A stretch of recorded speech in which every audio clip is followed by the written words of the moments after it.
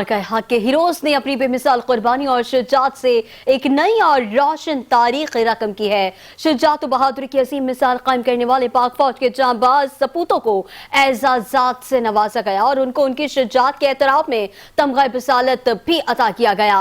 पाक फौज के शेर दिल जवान हवालदार फलक नाज तमगा बिसालत ने मार्का हक की यादें ताज़ा करते हुए कहा कि 10 मई को जब बुज़दिल दुश्मन ने हमला किया तो मैं अमीन पोस्ट का सीट कमांडर था। मुझे ऑर्डर मिला कि अपनी सी टीम के साथ अमीन पोस्ट पहुंचकर दुश्मन के फिजिकल रेड को नाकाम बनाया जाए। उन्होंने बताया कि इसी दौरान रास्ते में दुश्मन का मार्टर गोला हमारे करीब गिरा, जिसके नतीजे में मेरा हाथ जख्मी हुआ। जख्म के बावजूद हम अमीन पोस्ट पहुंचे और दुश्मन को फिजिकल रेड को नाकाम बना दिया।